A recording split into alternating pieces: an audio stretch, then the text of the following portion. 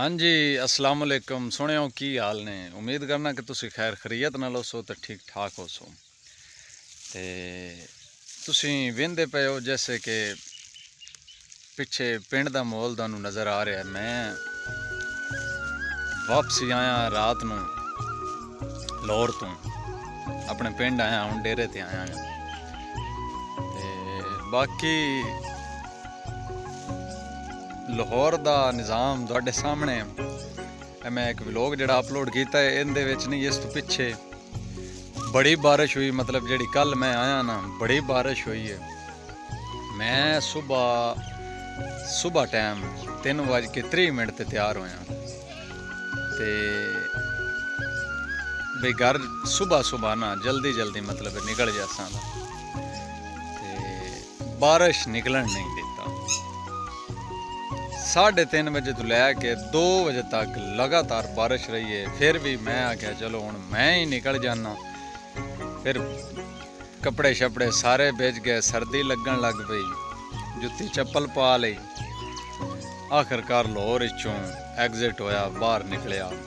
अगे बारिश कोई नहीं, अपने इलाके अल शेखुपुरा पिंडी बटियां इहदे कल थोड़ी बारिश हुई है।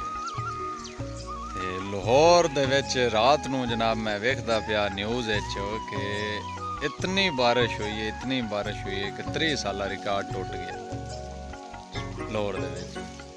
बहुत ज़्यादा बारिश हुई है। मोटरसाइकिल पानी जड़ा है ना वो अगे लैके निकल गया।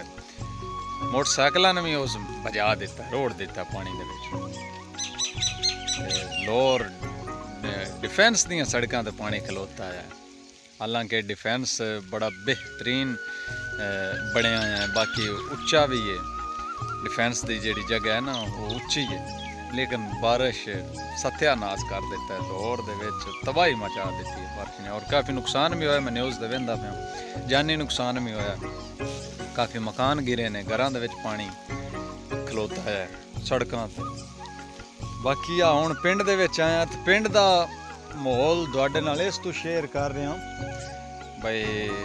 जितना भी निज़ाम है ना लाहौर दे विच, शहरां दे विच नकासी दा जो भी है, जिस हद तक भी इंतजामिया बंदोबस्त किया है, लेकिन खुदा दी कसम कल बेबस बारिश नज़र आ रही है। इतनी बारिश हुई है।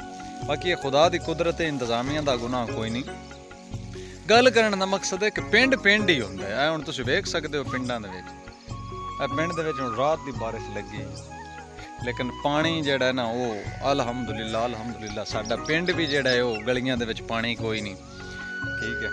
बाकी डेरे ते आए, मैं आख्या थोड़ा जिहा निज़ाम बेलियां बिरावां नाल मैं भी शेयर करां अपने इलाके दा, पिंड दा। अगे भी तुसीं वेंदे रहिंदे हो वीडियो दे विच, ते हुण तो मुड़ मैं भी लाहौर रह के आया, तो मैं आख्या जरा थोड़ा जिहा अपने पिंड का ना कल्चर जोड़ा है या दिखावा। बारिश हो रही है तो सानू एडी पानी की डिस्टर्बिंग कोई नहीं है। माल डंगर जोड़ा ना वो रखा है जरा, वो मुड़ तुहानू पता है जोड़े जट बंदे ने वो तो जानते हैं।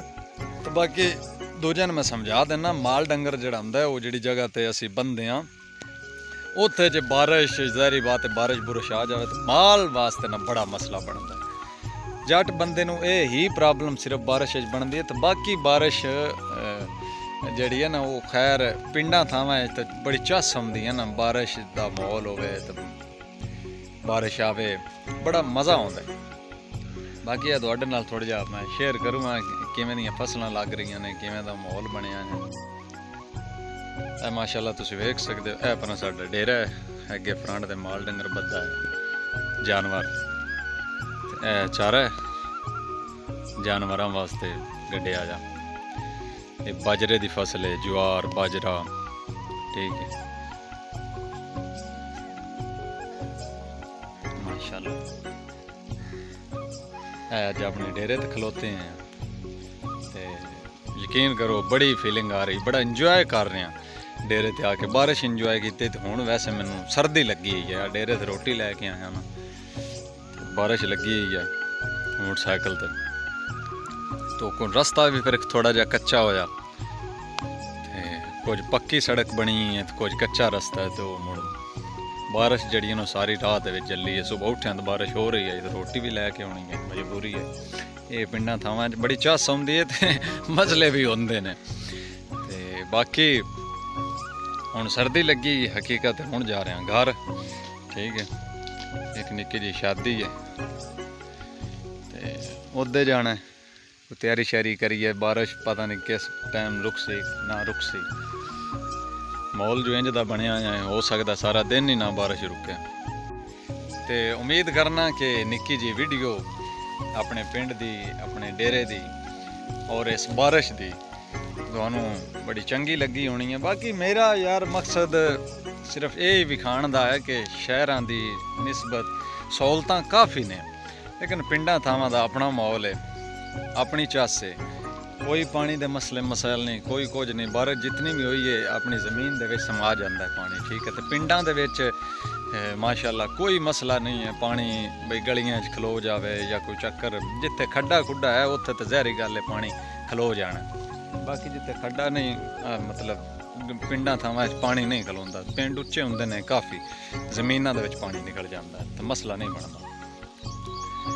बाकी उम्मीद करना कि तुहानू ये निक्का जिहा व्लॉग निक्की जी वीडियो चंगी लगी होनी है। वीडियो चंगी लगी होवे तो वीडियो नू लाइक ज़रूर कीता करो, वीडियो नू शेयर भी बेलियां सज्जणा नाल शेयर ज़रूर कीता करो, ताकि साडे भी हौसला अफजाई होवे, साडा भी दिल करे ते नवीं तो नवीं वीडियो बना के तुहाडे नाल असीं शेयर करते रहिए। तो साडे चैनल नू भी जेहड़े नवें आए हो साडे चैनल नू भी सबसक्राइब जरूर कर देना। इंशाअल्लाह अगली वीडियो च मुलाकात होसी, उतों तक अल्लाह हाफ़िज़।